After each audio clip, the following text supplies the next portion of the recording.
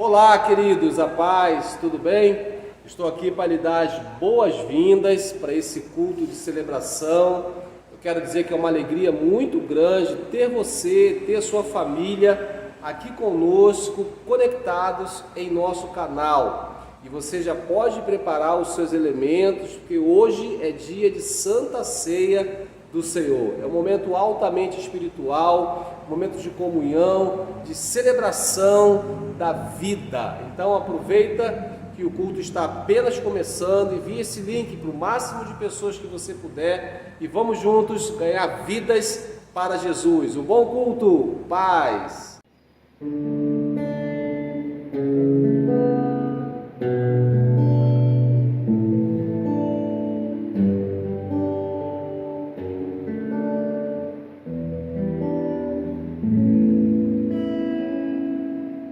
Minha fé não está firmada nas coisas que podes fazer. Eu aprendi a te adorar pelo que és. Dele veio sim o amém, somente dele, mas ninguém. A Deus seja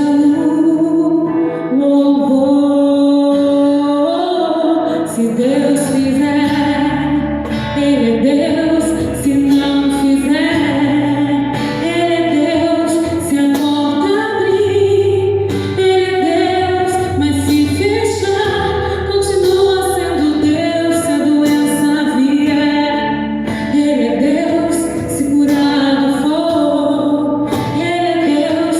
Se tudo der certo, Ele é Deus. Mas se não der, continua sendo Deus. Minha fé não está firmada nas coisas que podes fazer. Eu aprendi a te adorar pelo que és. Dele veio sim o amém, somente dele, mas ninguém. A Deus seja louvor.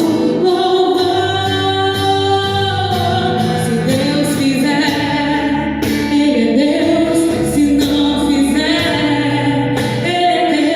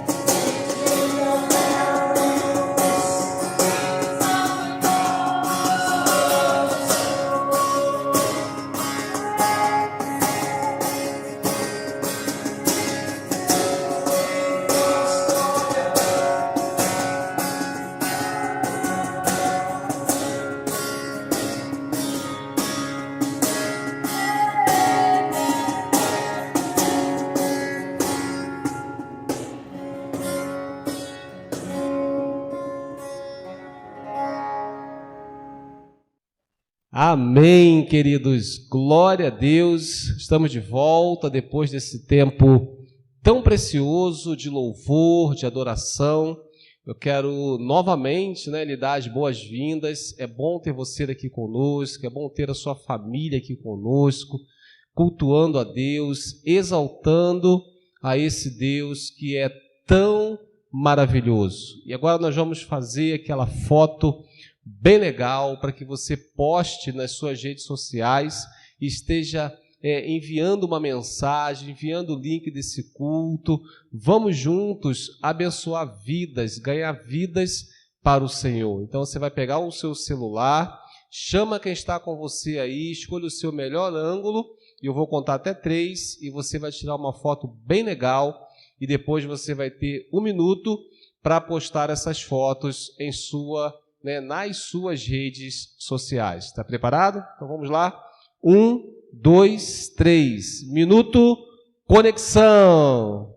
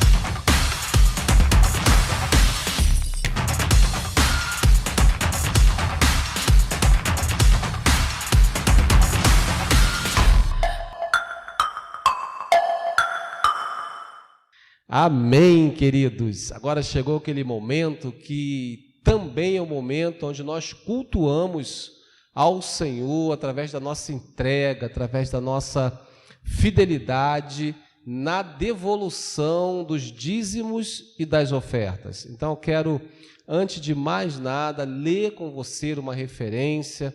Nós estamos falando nesses dias sobre a importância, nós estamos aprofundando um pouco mais sobre a importância dos dízimos e das ofertas. E temos falado que esse assunto é um assunto altamente espiritual. Não sei se você já se atentou para isso, mas é um assunto altamente espiritual. E na primeira série, dessa minissérie que eu estou trazendo nesse momento, nós vimos a instituição do dízimo na Bíblia. Depois nós vimos também a instituição das ofertas na palavra de Deus. Vimos quais são os tipos de oferta, Falamos na semana passada sobre isso. E hoje eu quero falar com você, eu quero compartilhar com você as bênçãos da fidelidade. À medida que eu sou fiel, eu sou abençoado. Eu quero ler 2 referências. A primeira delas é 2 Coríntios 9, verso 6. É um versículo que você conhece muito bem, nós usamos muito aqui na igreja, talvez você já saiba até de cor. Diz assim: lembre-se, aquele que semeia pouco, também colherá pouco, e aquele que semeia com fartura, também colherá fartamente. Em Malaquias, capítulo 3, verso 10, na parte B, diz assim, então, a palavra de Deus: põe-me à prova, diz o Senhor dos exércitos, e vejam se não vou abrir as comportas dos céus e derramar sobre vocês tantas bênçãos que nem terão onde guardá-las. Esses 2 versículos, ele faz menção da fidelidade, da promessa de Deus a partir da palavra dele. Então, à medida que eu sou fiel na minha semeadura, eu também vou colher aquilo que Deus vai proporcionar a partir das minhas sementes. E Malaquias, ele ensina, ele fala assim: diz o Senhor dos exércitos, e vejam se não vou abrir as comportas dos céus e derramar tantas bênçãos que nem terão onde guardá-las. Ele inicia, o Senhor, põe-me à prova. Quando eu sou fiel, Deus é fiel comigo. E a partir então dessas referências, eu quero ler algo para você, eu quero compartilhar mais de forma profunda. A nossa fidelidade nos dízimos e nas ofertas, com alegria e inteireza de coração, é uma prova de como está a nossa vida espiritual. Porque, querido, se eu quero ser abençoado por Deus, se eu quero levar uma vida espiritual correspondente àquilo que a Bíblia me ensina, eu preciso ser um dizimista e um ofertante. Por isso que à medida que eu entendo isso, à medida que eu pratico isso, eu estou evidenciando como está a minha vida espiritual. Isso é muito importante e é por isso que eu tenho frisado que o dinheiro é um assunto altamente espiritual e nós precisamos enxergar dessa forma. Amém? Os dízimos e as ofertas são utilizados na manutenção da obra de Deus. Todas as coisas que são realizadas nesse lugar, em nossa igreja local, elas são potencializadas por voluntários que entenderam a importância do engajamento ao propósito, assim como a fidelidade nos dízimos e nas ofertas. Amém, queridos? Todos os projetos que nós realizamos aqui, todas as manutenções, construções que são feitas nesse lugar, é por causa do seu investimento, é por causa do seu dízimo, da sua oferta, que é empregado em nossa igreja local, para que esse lugar continue funcionando e alcançando vidas para Jesus, porque esse é o nosso propósito como igreja. Então, queridos, entendendo isso, eu compreendo que é uma grande bênção quando eu decido participar, quando eu decido investir os meus recursos na obra de Deus através da minha igreja local. E essa é uma das grandes chaves para vivermos uma vida próspera. Porque, queridos, se eu quero viver uma vida próspera em todas as áreas da minha vida, eu preciso ser fiel. E não é diferente na área financeira. Eu preciso ser fiel com o meu dízimo, com a minha oferta em minha igreja local, para que eu possa ter uma vida próspera. E é uma grande bênção quando eu entendo isso. Por isso que o tema dessa reflexão são as bênçãos, ou a bênção da fidelidade. Então seja fiel e você vai ter oportunidade de fazer isso agora mesmo através desse QR Code que está aparecendo aí na sua tela.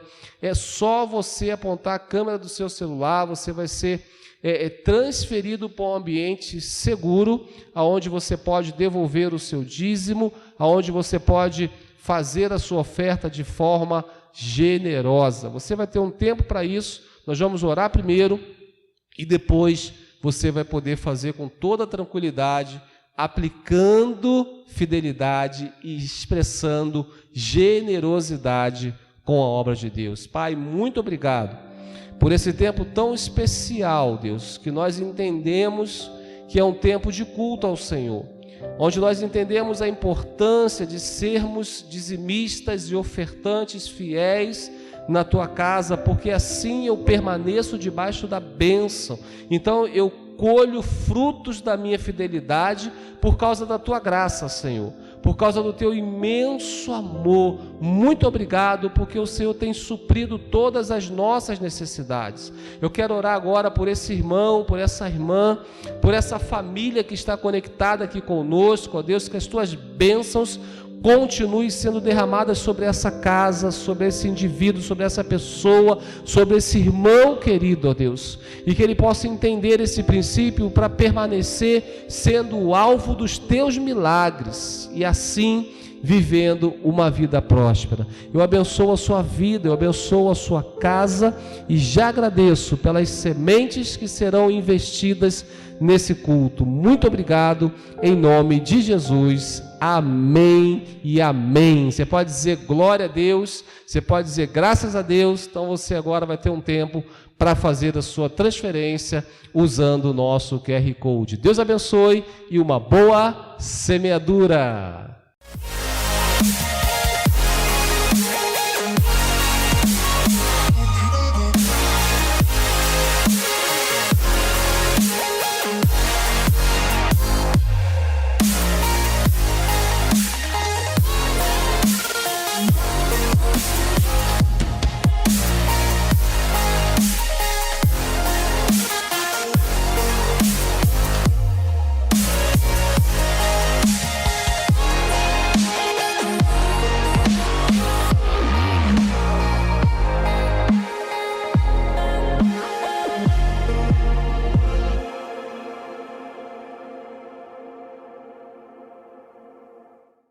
Amém. Agora nós vamos celebrar, né, a Santa Ceia. Você que já preparou os seus elementos, se ainda não preparou, prepara agora. Não precisa ser exatamente como aqui no templo, né? Mas você pode pegar um suco, pode pegar um pedaço de pão, um biscoito. O mais importante é a motivação do seu coração, porque a partir do momento que nós oramos por esses elementos, eles deixam de ser elementos naturais e passam a ser elementos espirituais. Então nós vamos orar, nós vamos compartilhar a instrução, né, que o apóstolo Paulo ele traz acerca desse momento, porque, querido, a Santa Ceia, ela não tem como propósito te afastar, ao contrário. Um dos propósitos da Santa Ceia é reaproximar você, é conectar você à comunhão com Deus e à comunhão com o corpo de Cristo. Por isso que é muito importante a sua participação nesse momento, com muita alegria, fazendo isso em memória do Senhor até que Ele venha, porque assim o apóstolo Paulo ensina lá na primeira carta aos Coríntios, no capítulo 11, a partir do verso 23, preste atenção então na leitura. Pois recebi do Senhor o que também lhes entreguei, que o Senhor Jesus, na noite em que foi traído, tomou o pão e, tendo dado graças, partiu e o disse: isto é o meu corpo, que é dado em favor de vocês. Façam isto em memória de mim. Da mesma forma, depois da ceia, ele tomou o cálice e disse: este cálice é a nova aliança no meu sangue. Façam isso sempre que o beberem em memória de mim. Porque sempre que comerem deste pão e beberem deste cálice, vocês anunciam a morte do Senhor até que ele venha. Portanto, todo aquele que comer o pão ou beber o cálice do Senhor indignamente será culpado de pecar contra o corpo e o sangue de Jesus. Verso 28, presta bastante atenção. Examine-se então cada um a si mesmo e então coma do pão e beba do cálice. Aqui está a chave, né? É a autoavaliação. Eu preciso olhar para dentro de mim nesse momento, a fim de reconhecer, né, a necessidade de pedir perdão. Porque, querido, o Senhor, Ele nos perdoa a partir do momento que Ele vê um coração quebrantado. Então esse é o momento especial de você pedir perdão, de você se reconciliar, de você firmar a sua aliança com Deus através dessa celebração. Eu tenho certeza que Deus pode operar um grande milagre na sua vida nesse momento. Porque, querido, como eu falei, esses elementos, eles deixam de ser um pedaço de pão ou um cálice de suco. Ele passa a representar, ele passa a apontar para o corpo de Cristo e o sangue de Jesus. E o sangue de Jesus, ele tem poder para fazer todas as coisas. Então vamos orar juntos, pega os seus elementos. Pai, muito obrigado por esse momento tão especial, por essa oportunidade, ó Deus, que nós temos como filhos de desfrutar desse banquete espiritual.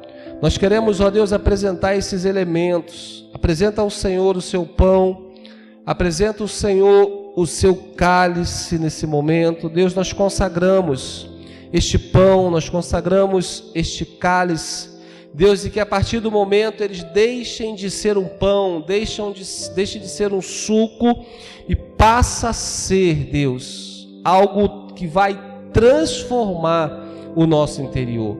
Nós queremos, ó Deus, pedir perdão pelos nossos pecados, pelas nossas falhas, reconhecendo que o Senhor é Deus sobre as nossas vidas.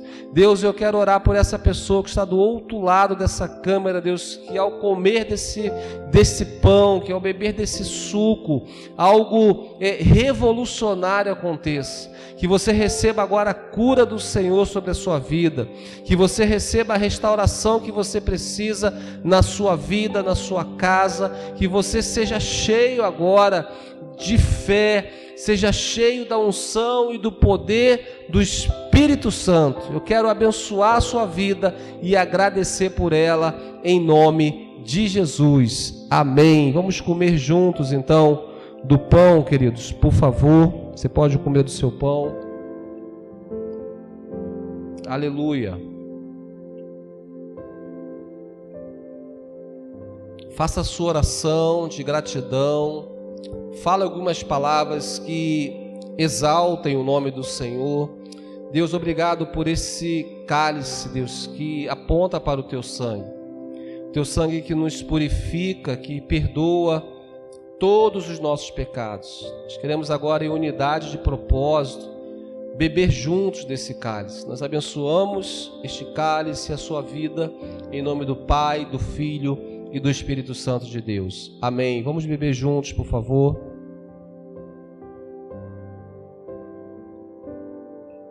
Aleluia. Você pode dizer graças a Deus, você pode dizer glória a Deus, você pode dizer obrigado, Jesus. Obrigado, muito obrigado. Nós te exaltamos. Muito obrigado. Amém. Amém. Deus abençoe, querido.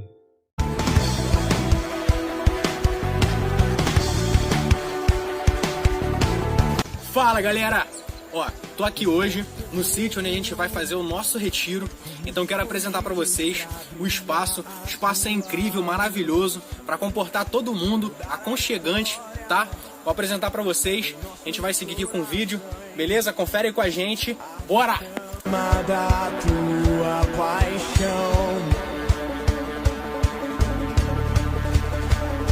um só corpo, um só coração, um só desejo de ser tua.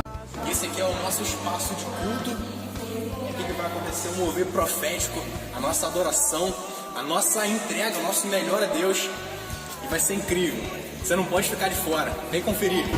Tua cruz vamos levar por onde for. Cristo Rei, o mundo te conhece. Pessoal, deixa eu contar uma coisa pra vocês. Tô gravando esse vídeo e já tô cheio de fome. Deixa eu te contar uma coisa. Esse é o nosso espaço de refeição. A gente vai almoçar, vai jantar. E só de falar do almoço já tá me dando mais fome ainda. Mas deixa eu mostrar pra vocês, vem.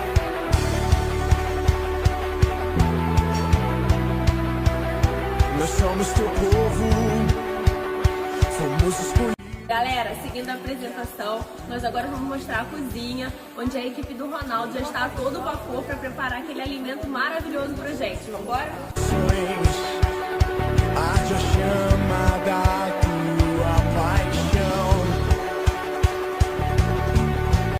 Galera, quero mostrar pra vocês agora a nossa área de lazer, com piscina, espaço verde pra gente contemplar, pra gente adorar a Deus também nesse momento, momento livre, né? Momento de curtir.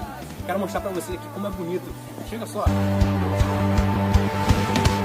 Nada poderá parar, pois em ti nós somos um. Tua cruz vamos levar. Agora você deve estar se perguntando onde é que você vai dormir. E deixa eu te mostrar o conforto que tem aqui. Espaço tem de sobra. Olha só os nossos quartos. É nosso. Olha o tamanho disso.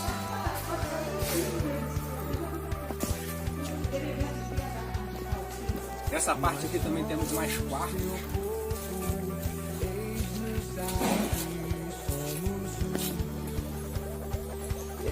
Aqui alguns quartos.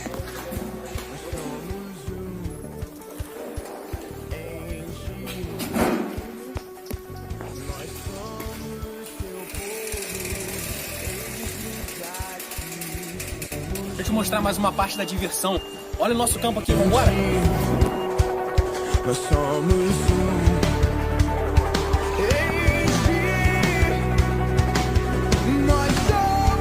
seu povo. Esse é o nosso campão. E pra galera que é ruim de bola, nós temos a tela ali também, ó, pra proteger, pra não isolar, né? Espero que a gente tenha uma boa diversão aqui nesse campo. Show? Poderá parar, pois em ti nós somos Pessoal, vocês ainda não viram nada. Olha esse espaço maravilhoso que a gente tem aqui.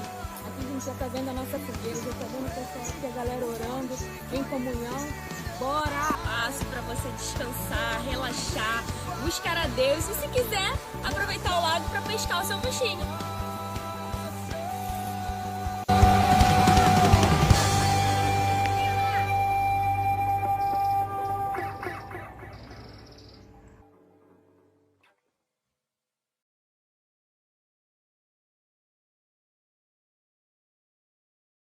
Olá, Paz Church, tudo bem com vocês?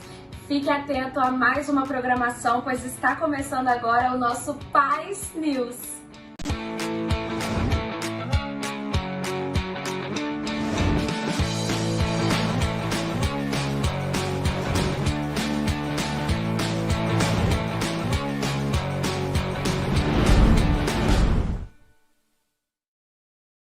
Às quartas e quintas, nós temos as nossas células nos lares, que são os Life Groups. Então, se você não participa de nenhum Life Group, entre na nossa plataforma digital que aparecerá aqui embaixo e procure um link para poder estar acessando uma sala conosco. Não deixe de edificar a sua vida. Para você que é mulher guerreira e de fé, todas as terças e quintas, às 17 horas, nós temos as células das mulheres guerreiras. Então não deixe de orar e guerrear pelas suas causas.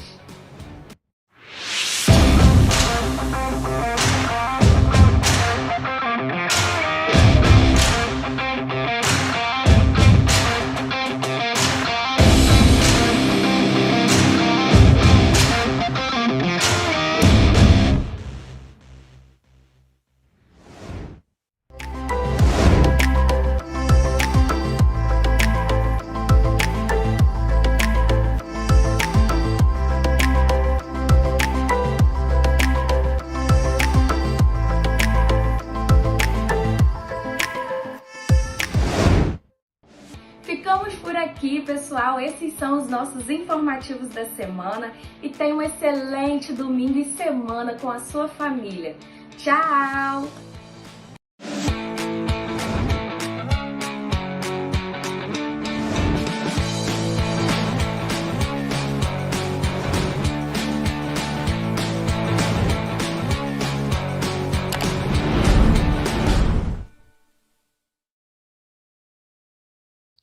Glória a Deus. Amém, queridos. Agora nós vamos à meditação da palavra de Deus. Eu quero lhe pedir um favor para que você agora não saia, não levante, fique ligadão aqui com a gente, porque Deus vai falar com você através dessa mensagem.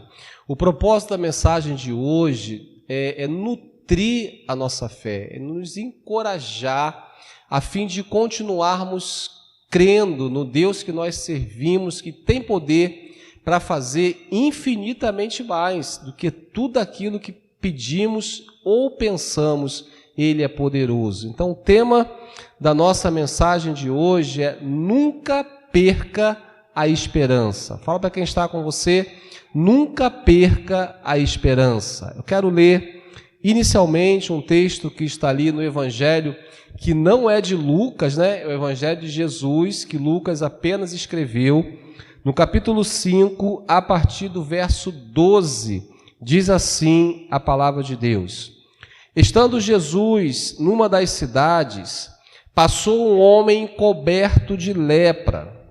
Quando viu a Jesus, prostrou-se com o rosto em terra e rogou-lhe: Se quiseres, podes purificar-me. Jesus estendeu a mão e tocou nele, dizendo: Quero, seja purificado. E imediatamente a lepra o deixou. Então Jesus lhe ordenou: Não conte isso a ninguém, mas vá mostrar-se ao sacerdote e ofereça pela sua purificação os sacrifícios que Moisés ordenou, para que sirva de testemunho. Todavia, as notícias a respeito dele se espalhavam ainda mais, de forma que as multidões vinham para ouvi-lo e para serem curados de suas enfermidades. Amém, queridos? Pai, obrigado por esse texto, obrigado por esse grande milagre, que o estudo dessa palavra, que a reflexão desse texto venha edificar a nossa fé, venha nos encorajar, a fim de continuarmos crendo na nossa cura, na nossa restauração, no milagre que nós precisamos, porque o Senhor é Deus sobre todas as coisas. Muito obrigado, em nome de Jesus. Amém. Amém, queridos. O tema, então, como eu falei, é para não desistirmos, né, daquilo que precisamos. E aí você vai direcionar, seja para uma cura física, seja para uma cura emocional, seja para uma porta que você precisa que seja aberta. O texto base, ele aponta para uma enfermidade. O texto fala que esse homem estava coberto de lepra. E é interessante, você sabe disso, que a lepra naquele contexto tornava a pessoa impura, e essa pessoa ela era excluída de todos os seus relacionamentos. Esse homem não podia se relacionar com ninguém, então nessa altura ele já estava no estágio final, né, da enfermidade. Nessa altura ele já havia perdido tudo, havia perdido a família, havia perdido a dignidade, havia perdido a sua liberdade, porque a lepra o condicionava a essa situação. Então existem problemas, doenças, causas diversas, que pela ótica humana são impossíveis de serem revertidas. Contudo, eu e você precisamos encher os nossos corações de fé e continuar crendo que Jesus, ele realiza milagres. E foi isso que ele fez na vida desse homem. E aí, querido, ele continua fazendo nos dias de hoje. Pois Jesus é o mesmo ontem, hoje e será eternamente. Você crê nisso? Fala comigo, Jesus é o mesmo ontem, hoje e será eternamente. Então eu quero aprofundar com você nesse texto e identificar algumas verdades a fim de nutrir a nossa fé para continuarmos lutando, para continuarmos perseverando, para continuarmos cultivando no nosso coração a esperança do agir sobrenatural de Deus nas nossas vidas, na nossa casa, na nossa família e em nossas causas. A primeira verdade que eu percebo, eu quero aprofundar com você, eu quero notar com você a condição do homem. O texto fala no verso 12 que Jesus estava numa das cidades e passou um homem coberto de lepra. Como eu já adiantei, a condição desse homem era a pior possível. A lepra, né, o excluía de convívios, de relacionamentos. O homem já havia perdido tudo, mas ele fica sabendo de alguma forma que Jesus estava naquela cidade X.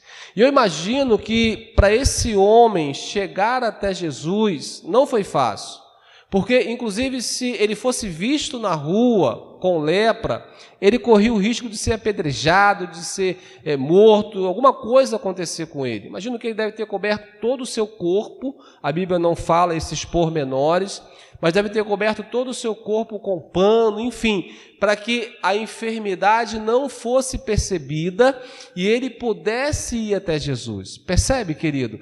Para nós alcançarmos os nossos objetivos, para nós alcançarmos o nosso milagre, existe um preço a ser pago, existe um processo a ser percorrido. E esse homem, quando ele ouve falar que Jesus estaria na cidade X, ele se dispõe a fazer isso, porque era a única e a última esperança que ele tinha. Imagino eu que ele já havia esgotado todos os seus recursos para ficar curado, mas nada havia resolvido o seu problema. Os 3 evangelhos, Mateus, Marcos e Lucas, narram esse fato. Mas só Lucas, que era médico, nos informa que o homem estava coberto de lepra, ou seja, no seu estado mais avançado da doença. O homem estava apodrecendo vivo. O seu caso era, humanamente falando, irremediável.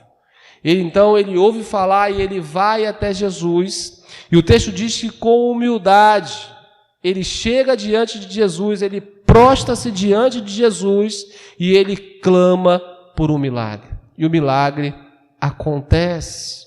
Percebe, querido, que esse homem, ele não chegou diante de Jesus exigindo. Ele não chegou diante de Jesus impondo. Mas, pelo contrário, ele chegou diante de Jesus com o coração quebrantado, com uma postura de humildade. A primeira coisa que ele faz, ele se prostra diante de Jesus e ele clama, ele fala: Senhor, por favor, eu estou parafraseando, mas se o Senhor quiser, o Senhor pode me curar, o Senhor pode me limpar dessa lepra. E o que chama a atenção nesse texto é a postura desse homem. Porque, queridos, às vezes nós chegamos diante de Deus para reivindicar alguma coisa, mas não chegamos na postura adequada. Às vezes chegamos com o coração altivo, às vezes chegamos de forma impositória achando que é obrigação de Deus, e não é obrigação de Deus. Não era obrigação de Deus, de Jesus, curar aquele homem. Porque, e da mesma forma, trazendo para os nossos dias, Jesus já fez aquilo que ele precisava fazer. Ele já morreu naquela cruz. Ele já pagou o preço de sangue. Então, ou seja, ele já concedeu o perdão de todos os nossos pecados e já nos deu o direito da salvação por intermédio dele. Então, hoje, nós precisamos chegar diante de Jesus não de forma impositória. O Senhor tem que fazer. Não. Nós precisamos chegar diante de Jesus assim como esse homem chegou, com humildade, prostrando-se diante dele. Porque percebe, o doente, o leproso, ele não exigiu, ele clamou, mesmo sabendo que Jesus tem todo o poder, mas ele se submeteu à vontade soberana de Jesus. Aqui está um grande detalhe para a gente parar e pensar, querido. Porque é importante compreendermos, a Bíblia diz que a vontade de Deus ela é boa, perfeita e agradável, ok? Então é importante compreendermos que a vontade de Deus, ela sempre vai precisar prevalecer nas nossas vidas. Mesmo às vezes a gente não entendendo, mesmo às vezes a gente não concordando em primeiro momento, mas eu preciso ter um coração humilde, eu preciso ter um coração quebrantado justamente para entender isso. Porque a vontade de Deus, ela sempre vai ser a melhor direção para mim e para você. Porque às vezes nós queremos muito alguma coisa, nós queremos muito alcançar alguma coisa, fazer alguma coisa, mas talvez aquilo não seja a vontade de Deus para aquele momento. Por isso que esse homem, mesmo sabendo de todo o poder de Jesus, ele se submete à vontade de Jesus. Se o Senhor quiser, o Senhor pode curar. Ou seja, se o Senhor tiver com vontade, em outras palavras, o Senhor pode curar. E aí Jesus vai e o responde: sim, quero, seja purificado. Mas eu quero destacar nessa primeira verdade, que é a condição daquele homem, é a sua postura de humildade. É a sua postura de entender que mesmo precisando muito de algo, ele se submete à vontade de Deus. Então, querido, acalma o seu coração. Não fique angustiado. Não fique com uma ansiedade extrema. Não. É a vontade de Deus que precisa prevalecer. Eu sei que na nossa humanidade, às vezes é difícil gerenciar isso. Mas é necessário gerenciar. Percebe? Então, eu quero destacar nessa primeira verdade a humildade desse homem. E a condição, ele pergunta para Jesus e ele se coloca debaixo da vontade soberana de Deus. A Bíblia diz, lá em 2 Crônicas 7:14, diz assim: se o meu povo, que se chama pelo meu nome, se humilhar e orar, buscar a minha face, se afastar dos seus maus caminhos, dos céus o ouvirei, perdoarei o seu pecado e curarei a sua terra. Aqui está, né, o caminho das pedras para recebermos o nosso milagre. Seja de uma cura, seja de uma porta que precisa ser aberta, enfim, uma restauração de casamento, uma restauração de família, humilhar-se, orar e buscar a face do Senhor e se afastar dos maus caminhos. Ele diz que ouvirá do céu, né? Ele diz que vai nos perdoar e vai curar a nossa terra. Então essa era a condição do homem. A segunda verdade que eu quero identificar nesse texto e perceber com você nesse texto é o poder do médico. Quem era o médico aqui? O médico era o próprio Senhor Jesus. E olha o que ele fala: quero, seja purificado. E Jesus estende a mão, toca naquele homem e libera poder para que ele fosse restaurado. Queridos, ninguém podia tocar em um leproso sem ficar impuro. Jesus compadeceu-se daquele homem, tocou-lhe e falou assim: eu quero, fique limpo. Então, em vez do impuro, que era o leproso, contaminar o puro, foi o puro que tocou no impuro e tornou o impuro puro. Mas até trava a língua, né? Foi o puro que tornou no impuro e tornou o impuro puro. Porque era Jesus, era o médico dos médicos. Porque qualquer outra pessoa que tocasse em um leproso ficava impuro também. Mas não era qualquer pessoa que estava tocando, era o próprio Senhor Jesus que estava tocando naquele homem. Aquele que era puro, que era perfeito, que não tinha erro, que não tinha pecado, e ele toca naquele homem, e aquele homem fica limpo. E aí eu quero aprofundar mais um pouco, por que Jesus tocou no leproso? Por que Jesus fez isso? Preste atenção, porque Jesus percebeu que o leproso, há tanto tempo, estava vivendo nessa condição de exclusão por causa da doença. E ele precisava ser amado. E aí eu quero chamar a sua atenção sobre a importância do toque. Embora nós não estamos podendo fazer isso com tanta intensidade nesse período pandêmico, mas como isso é importante. O toque, a demonstração de amor, a demonstração de valorização com relação à pessoa. Porque, querido, hoje nós estamos vivendo em dias que muitos estão valorizando mais as coisas do que as pessoas. E Jesus, ele não nos deixa esse legado, ele não nos deixa esse exemplo. Ao contrário, Jesus valorizava muito mais as pessoas do que as coisas. Por isso, ele podia ter falado: ó, fica curado. Mas ele fez questão de tocar nesse homem para mostrar o quanto ele era amado, o quanto ele era importante, o quanto ele era especial. Então eu quero dizer para você que está aqui agora conectado conosco, Jesus te ama.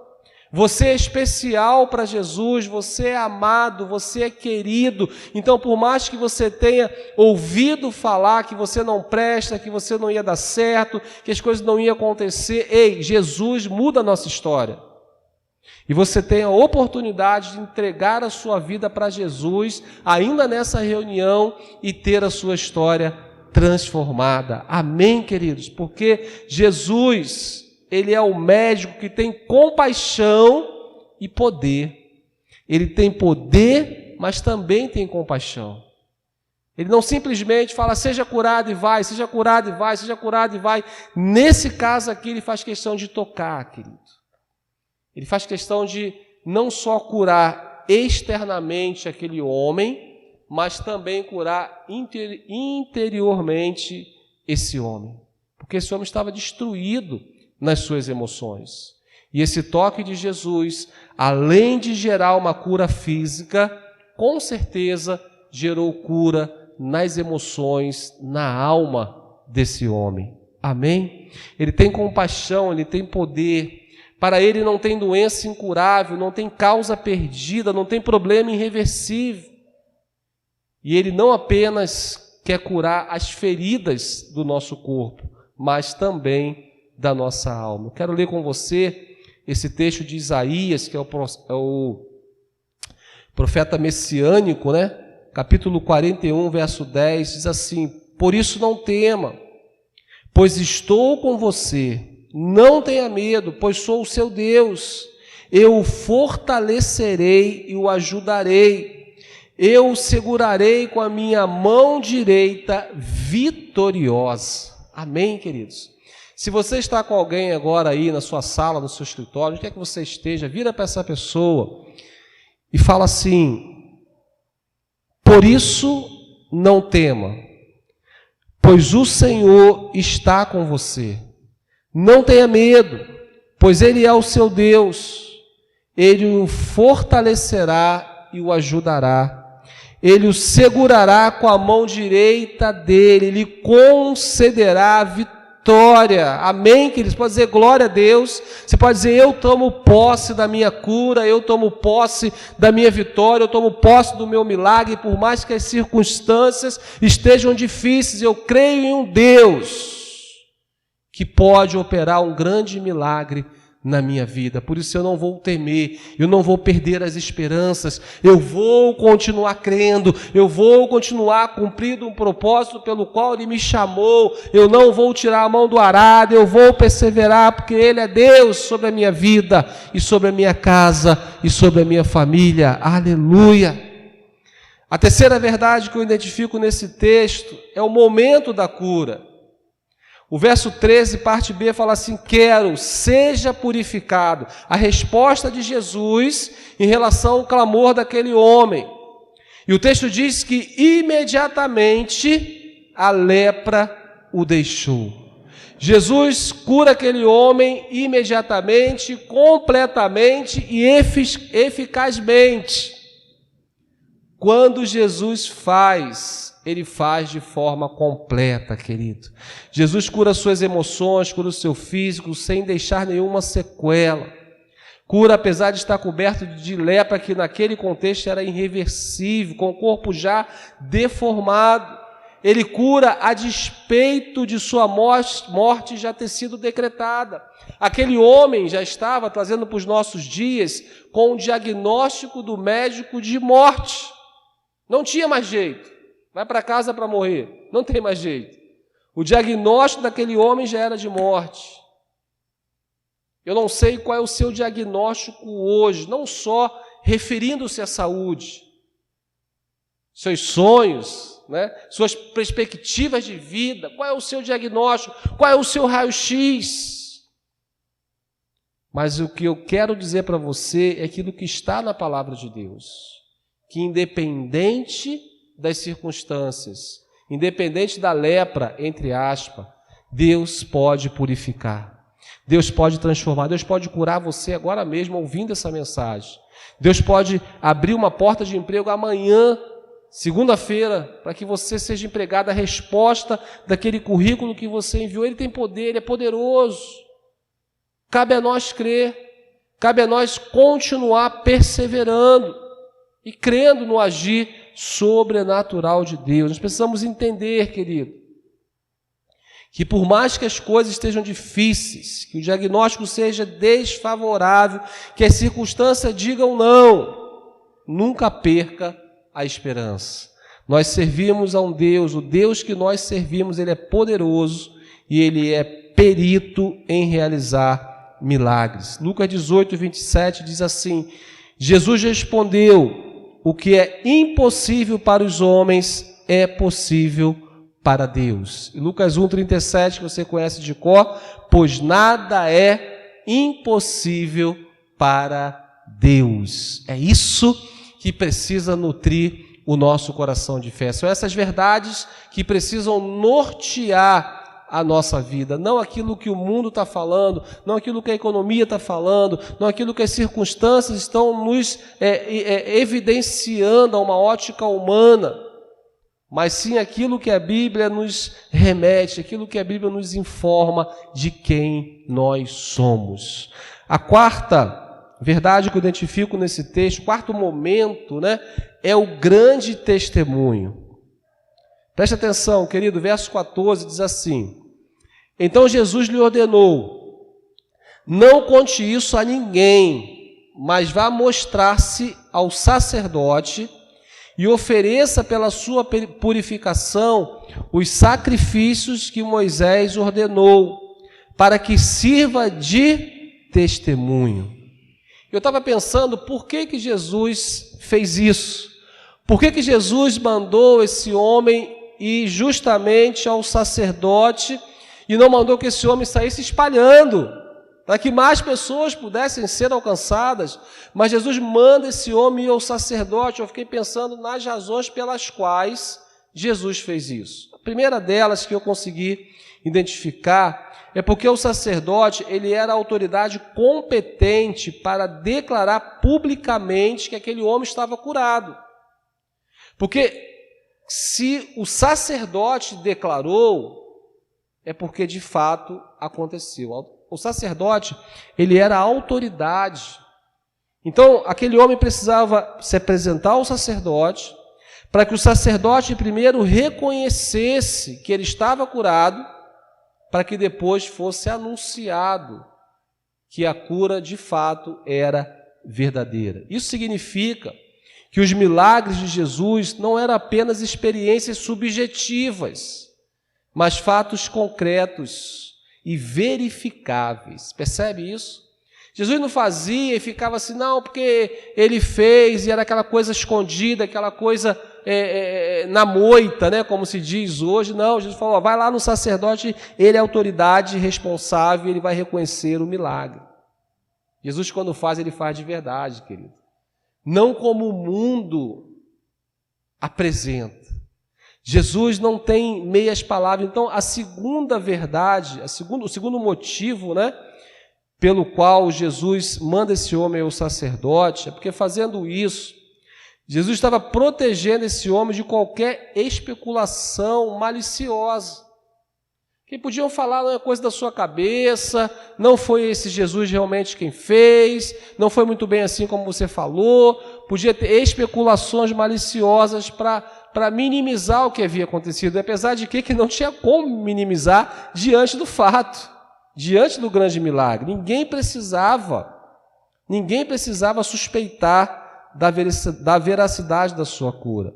Jesus estava assim devolvendo de forma digna aquele homem ao seu convívio familiar, ao seu convívio religioso, porque com lepra ele não podia nem passar perto das sinagogas para adorar, para cultuar, para aprender, e do seu convívio social. Jesus estava devolvendo a dignidade daquele homem. Você vai agora voltar a viver. É isso que Jesus faz. O mundo, ele quebra as nossas vidas. O mundo, ele nos achata, ele nos amassa. Mas aí, quando Jesus entra nas nossas vidas e nós decidimos ter uma postura de mudança, Jesus começa a restaurar todas as coisas e nos devolve a dignidade. Foi isso que ele fez na vida desse homem. A terceira razão que ele manda esse homem até o sacerdote, a terceira razão é porque Jesus manda aquele homem ao sacerdote, é para nos ensinar que existem pessoas chaves que precisam ouvir o nosso testemunho. Vá até pessoas chaves e fale o quanto Jesus tem feito na sua vida. O sacerdote, além de tudo que eu falei, ele era uma pessoa-chave. Porque se o sacerdote reconhecesse, ninguém ia dizer o contrário. Entende isso? Por isso que é o grande testemunho. Jesus, ele era incrível, por isso que Jesus não manda ele falar com o povo. Jesus manda ele falar primeiro com a pessoa-chave, com a pessoa que tinha autoridade, com a pessoa que tinha um poder de influência. E nos nossos dias, queridos, existem pessoas chaves que precisam ouvir aquilo que Deus tem feito nas nossas vidas. Existem pessoas chaves que você conhece, que precisam ouvir o seu testemunho, que precisam ver o quanto Deus tem manifestado a graça, o amor, o poder dele na sua vida, na sua família, porque através dessa pessoa, muitas outras pessoas serão alcançadas. Então, mesmo que esse homem não saiu espalhando, querido, isso que ele fez, espalhou em proporções, exponenciais. E muito mais pessoas foram ganhas para Jesus. Nós precisamos alcançar pessoas chaves, pessoas influenciadoras, pessoas que conhecem muitas pessoas, para que o Evangelho possa, de forma exponencial, alcançar muitas outras pessoas. E nós vemos isso quando Jesus ele entra em Jericó, é o texto de Zaqueu, Lucas capítulo 19, quando ele entra em Jericó, e Zaqueu ouve falar, Zaqueu de pequena estatura, não vou aprofundar nisso, mas Zaqueu sai correndo, sobe uma árvore para poder ver Jesus passar. E no verso 5 diz que Jesus, ao estar próximo àquela árvore, ele olha para cima, ele vê Zaqueu. E o que ele fala para Zaqueu? Zaqueu, desça depressa, porque eu quero estar na sua casa hoje. Zaqueu era uma pessoa-chave, sim ou não? Zaqueu era chefe dos publicanos. Zaqueu era uma pessoa muito chave, era uma pessoa muito influente. E a conversão de Zaqueu ia ser um testemunho tremendo para que muitas outras pessoas, muitas outras famílias também se convertessem. Por isso que Jesus parou, mandou ele descer, disse que queria estar na casa dele, naturalmente tomou um café com ele, porque ele tinha como propósito alcançar uma pessoa-chave, para que a partir de uma pessoa-chave uma família fosse ganha, e, consequentemente, uma cidade fosse evangelizada e possivelmente ganha para ele. Percebe? Um potencializou 100. É claro que não são esses números. Um potencializou 100. Quando eu alcanço uma pessoa-chave, eu estou potencializando que muitas outras pessoas sejam alcançadas para Jesus. Por isso que Jesus, que é estrategista, manda esse homem ir no sacerdote. Ele não precisava fazer mais nada. A coisa ia ser propagada naturalmente e com fundamento, porque era uma autoridade, era um sacerdote que estava reconhecendo aquele milagre. Por isso que foi o grande testemunho. E a quinta razão e última que eu identifico nesse texto é o impacto do testemunho desse homem. O texto diz que, todavia, as notícias, verso 15, Todavia as notícias a respeito dele se espalhavam ainda mais, de forma que multidões vinham para ouvi-lo e para serem curadas de suas doenças. Olha como a coisa pegou, olha como a coisa foi exponencial, foi crescendo ao ponto de multidões ir até Jesus para também serem curadas. E aí, na oportunidade, Jesus anunciava de forma completa o Evangelho. E aí não existia só uma cura física, mas uma cura emocional e principalmente uma salvação espiritual. Porque o propósito de Jesus é alcançar o coração do indivíduo. O nosso propósito como igreja precisa ser alcançar o coração do indivíduo. Então, querido, você que está aí conectado conosco no canal, saiba que Jesus está interessado no seu coração. Jesus quer a sua vida. Ele quer que você o reconheça como Senhor e Salvador, para que você tenha o privilégio e a oportunidade de ter a sua vida transformada. Amém, querido? Então, o milagre operado por Jesus produziu tal impacto que grandes multidões afluíam para ouvi-lo e também serem curadas. Jesus ordenou a esse homem para se calar e ele proclamou os grandes feitos de Cristo na sua vida. Ele não conseguiu conter a grande alegria de ter recebido a cura. Preste atenção. Em nossos dias, Jesus nos ordena falar. E muitas vezes nós nos calamos. Então a atitude desse homem confronta a nossa omissão. Agora eu quero fazer uma pergunta para você, que já entregou a sua vida para Jesus.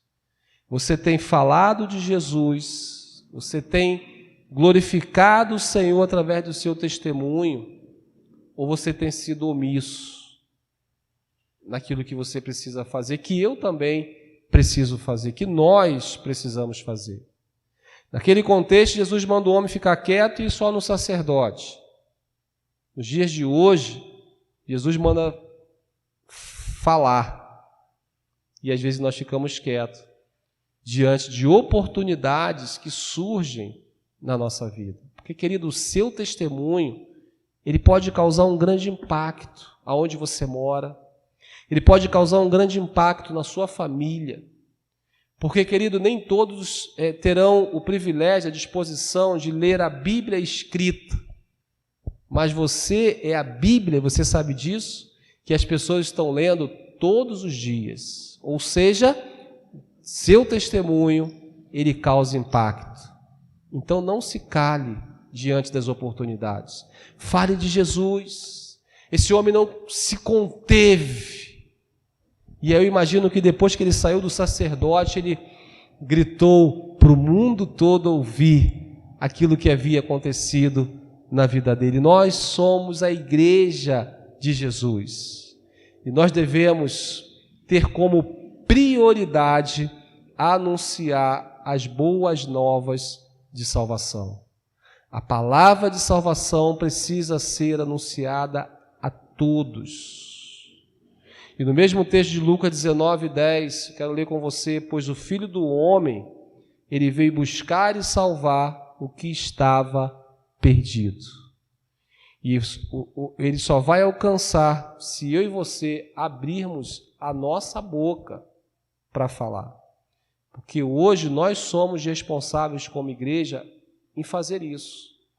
E anunciar as boas novas, pregar o Evangelho, ganhar pessoas para Jesus. E todo milagre, você pode perceber, tinha como propósito, é claro, beneficiar o indivíduo, mas o propósito maior era glorificar o nome de Deus. O propósito maior era fazer com que aquele milagre fosse uma ferramenta, um caminho para atrair mais pessoas para conhecerem a essência do Evangelho de Cristo. Então, os milagres que você tem recebido, os milagres que você vai receber, a cura que você recebeu ou que você vai receber, o emprego que você vai ter, tudo que você vai conquistar e já conquistou, precisa glorificar o nome de Jesus, para que mais pessoas possam ser despertadas para conhecer o Deus que muda, o Deus que transforma, o Deus que cura, um Deus que restaura, um Deus que é incrível, é tremendo e faz coisas inimagináveis na nossa ótica, intelecto, na nossa humanidade. Ele é Senhor sobre todas as coisas. Amém, queridos? Eu quero concluir com você lendo o verso 16 do nosso texto base, Lucas 5. Mas Jesus retirava-se para lugares solitários e orava. Em meio a todo aquele mover, pessoas vindo até Jesus para serem curadas, ele se retira. O texto diz que ele se retira para um lugar solitário para orar. Eu fiquei pensando e pensando e pensando. E aí, querido, Jesus nos ensina, e você sabe disso, que a grande chave é a oração. Você não pode se distrair com o movimento. Você não pode achar que a glória é sua e ficar todo vaidoso. Você não pode deixar o seu ego inflar. Você precisa entender, eu e você precisamos entender que a chave é a oração. E se a chave é a oração, quem faz é Deus. E à medida que eu reconheço isso e sigo esse exemplo de Jesus, utilizo-se dessa chave poderosa que é a oração, eu vou ser mais abençoado e eu vou ser um canal de mais bênçãos para a vida das pessoas. Esse é o propósito de Jesus. Amém? Jesus hoje ele está à direita de Deus, do Pai, de onde Ele intercede por nós. Por isso, por mais difícil que seja a situação, jamais devemos perder a esperança. Amém? Eu quero concluir então dizendo isso para você. Por mais que esteja difícil a sua situação, não perca a esperança. Existe um Deus que pode trazer a solução para esse turbilhão, para essa tempestade que você talvez esteja enfrentando. Amém? Então eu quero orar por você nesse momento. Eu quero inclusive lhe dar a oportunidade de, aí mesmo onde você está, entregar a sua vida para Jesus. Se dar, na verdade, uma oportunidade de ter a sua vida transformada, de receber a cura, de ter a sua família transformada, talvez o seu casamento restaurado. Deus pode fazer isso, Ele tem poder para fazer isso. Pai, muito obrigado por essa palavra, Deus, que vem nutrir o nosso coração de fé e vem nos mostrar o propósito final dos milagres nas nossas vidas. Obrigado a Deus porque o Senhor é o mesmo ontem, hoje e será eternamente. O Senhor continua sendo Deus, o Senhor continua no controle, o Senhor continua soberano, independente das circunstâncias, independente de estar quebrando tudo, o Senhor continua na mesma posição. E a tua palavra diz que Jesus está à sua direita, intercedendo por nós. Aleluia! E por causa disso nós não vamos perder a esperança. Por causa disso nós não vamos deixar de crer, de acreditar na nossa cura, de acreditar no nosso milagre, de acreditar na transformação e na restauração. Deus, faz acontecer, Senhor, na vida desse irmão e dessa irmã que está agora com humildade se prostrando diante da tua presença, Senhor.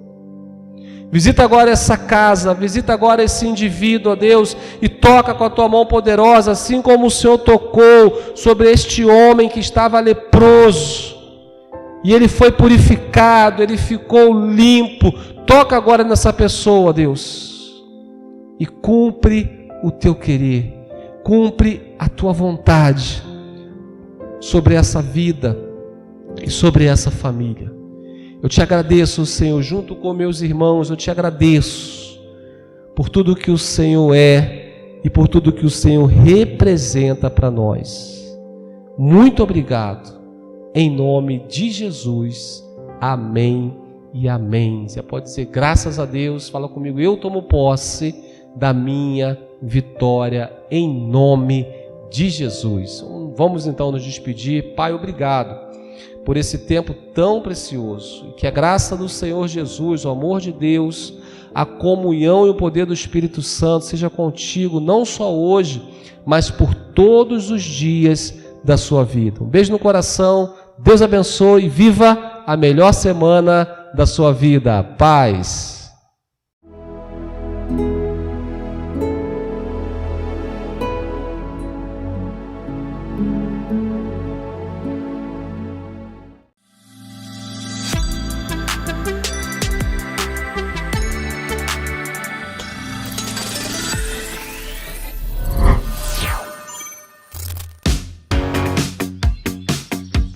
Juan, a segunda temporada do Pais Kids foi incrível, não foi? Nossa, sim, foi demais. Eu não vejo a hora de sair a terceira temporada. Sim, eu também, eu fiquei sabendo que ela ia estrear no mês de abril. Que top, mano. Mas o que a gente vai ficar fazendo até lá? eu tive uma ideia. E se a gente pegasse pra rever todas as melhores cenas da segunda temporada? Bora. Dá o play aí. Enquanto os atributos espirituais representados pelos diamantes estiverem ativos no mundo, os 4 cavaleiros ficam proibidos de destruir o mundo. O primeiro é o diamante azul. O diamante azul carrega o atributo da santidade. A santidade bloqueia os cavaleiros de tocar as nossas vidas. O segundo é o diamante vermelho. O diamante vermelho carrega o atributo da justiça. A justiça de Deus bloqueia os cavaleiros de atacarem o mundo. O terceiro é o diamante roxo. O diamante roxo carrega o atributo de fidelidade. A fidelidade bloqueia os cavaleiros de atacarem as nossas famílias. O quarto e último diamante é o diamante amarelo, que carrega o atributo de humildade. A humildade bloqueia os cavaleiros de atacarem as nossas vidas. Uau, que joias lindas!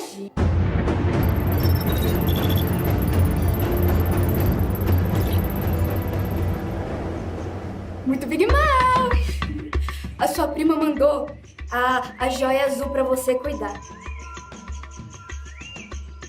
Uau! Finalmente! Eu posso pensar em destruir o mundo!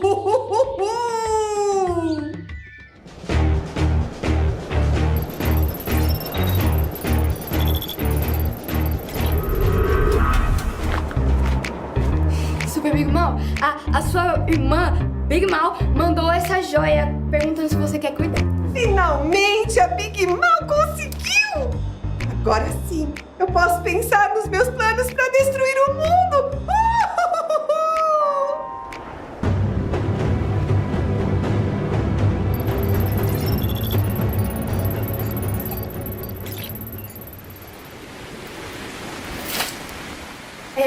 Senhor apenas Big Mouth, a sua sobrinha, ela mandou um presente pro senhor.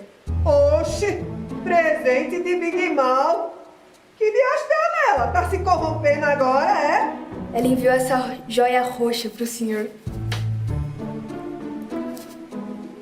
Big Mouth conseguiu mesmo isso? Agora é hora de eu começar a pensar nos meus planos pra destruir esse mundo de uma vez!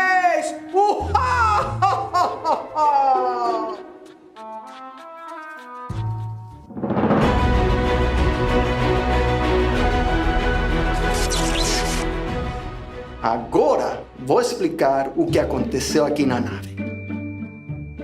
Quando começamos a escola de missões planetária, a pedido dos missionários Lucas e Cristina Uber, os 4 querubins visitaram a nossa nave no dia que foi inaugurado e depositaram as 4 joias. Eles falaram que o inimigo queria destruir a Terra e a humanidade completamente, mas que ainda não era o tempo certo. A escola precisava proteger as joias e continuar treinando e enviando missionários para irem até os confins da Terra. E então o mundo iria ter pessoas que tomassem a sério e praticassem a santidade, a fidelidade, a humildade e a justiça. Mas eles também falaram que se as joias fossem furtadas, então o inimigo tentaria liberar os 4 cavaleiros do Apocalipse para destruir o mundo.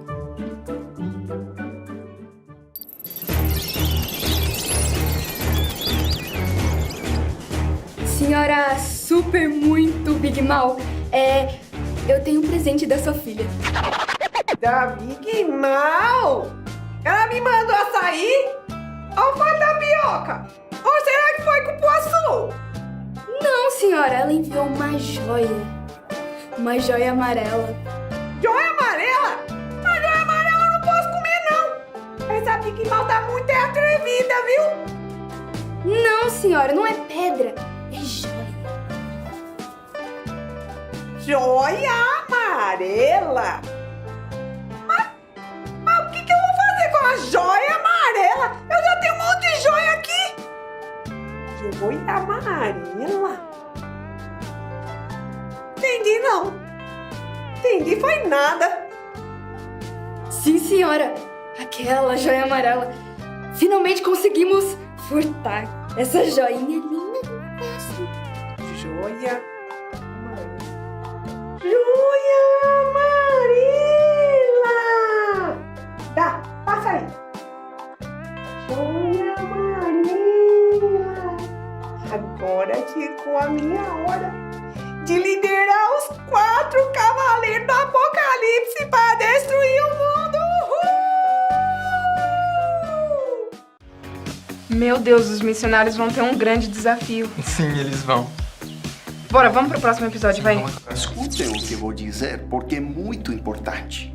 Quando vocês ajudarem as pessoas, vocês têm que ajudar eles a desenvolverem o caráter de Cristo para que eles possam fazer as escolhas certas. Aqui temos 2 árvores com frutos muito distintos. Estas 2 árvores têm existido desde o começo do mundo, desde o jardim do Éden. A primeira árvore chama-se a árvore do conhecimento do bem e do mal. Esta árvore tem um fruto que no momento que comemos é muito gostoso, mas depois fica muito, muito amargo. Uau! Que delícia! Quando comemos do fruto desta árvore, fazemos decisões erradas, baseadas na nossa carne e nossos desejos pecaminosos.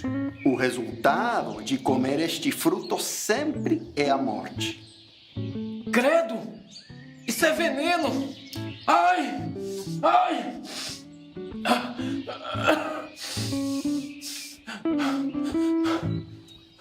Esta segunda árvore chama-se árvore da vida. Tem um fruto que às vezes é difícil comer. Às vezes não é tão gostoso logo quando comemos, mas tem uma característica interessante. Depois de comer, ele começa a ficar mais e mais doce. É bem diferente de todos os outros frutos, porque podemos perceber e desfrutar da doçura do fruto da árvore da vida, às vezes muitos anos depois de comer. A primeira vez que comi da árvore da vida foi quando eu tinha 9 anos e estava fazendo culto familiar com o meu pai. Ele explicou o evangelho para mim e eu decidi seguir a Jesus aquele dia. Isso aconteceu há mais de 40 anos e eu posso sentir o gosto do fruto até hoje. E cada ano vai ficando mais e mais doce. Agora, a maneira que vocês vão ajudar as pessoas é levando elas a comerem do fruto da árvore da vida e resistir o fruto da árvore do conhecimento, do bem e do mal. Olha, eu escolho comer o fruto da árvore da vida.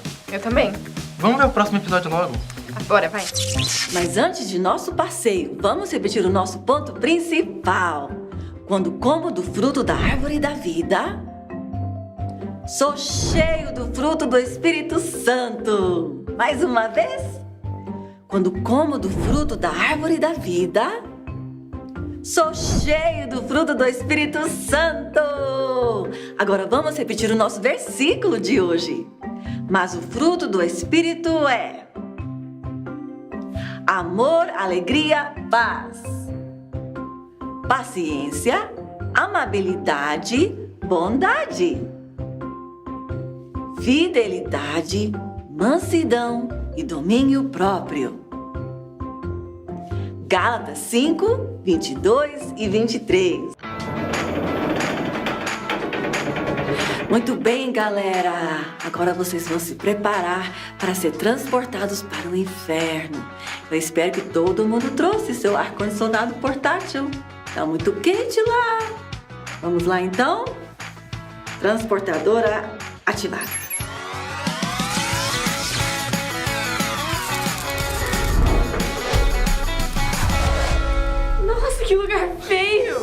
tem cheiro de ovo podre. Por que estamos aqui, Almirante? É importante vocês entenderem o que acontece quando as pessoas comem da árvore do conhecimento do bem e do mal. É um caso de vida ou morte. Oi, o que é isso, Almirante? Estamos vendo em tempo real alguém que está escolhendo comer do fruto da árvore do conhecimento do bem e do mal. Assista.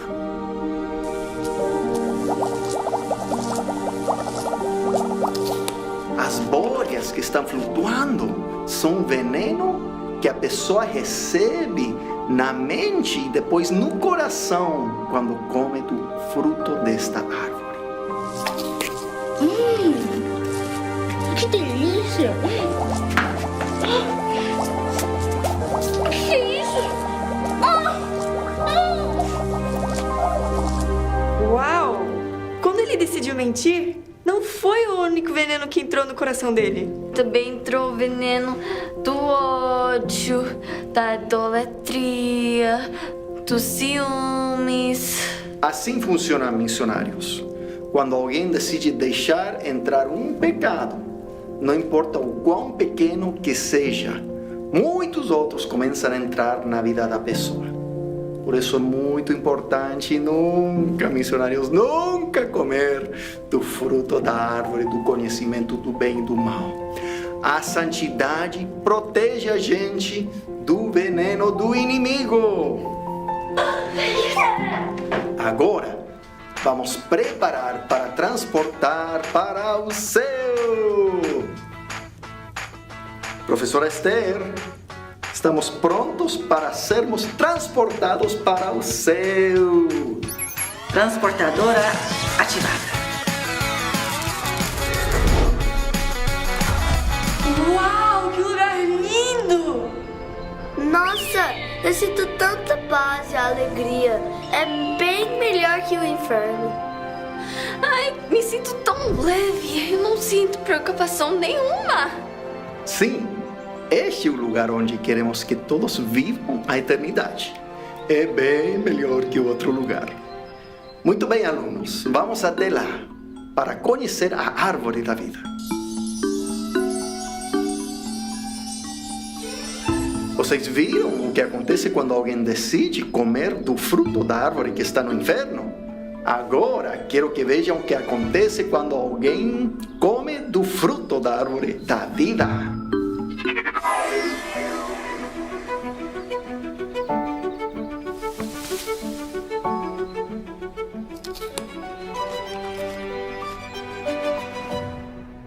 Uau, então quando ela comeu do fruto da árvore da vida, coisas boas entraram na vida dela? É por isso que devemos ajudar as pessoas a comerem do fruto da árvore da vida e resistir o fruto da árvore do conhecimento do bem e do mal. Exatamente! Nossa, mas que passeio, hein? Sim, eu gostaria de ter ido só pro céu. Peraí. Eita, melhor a gente ir logo, senão a gente vai ficar atrasado pra aula de inglês. Não, beleza, vamos. Amanhã Depois tem a mais. gente assiste mais. Vamos.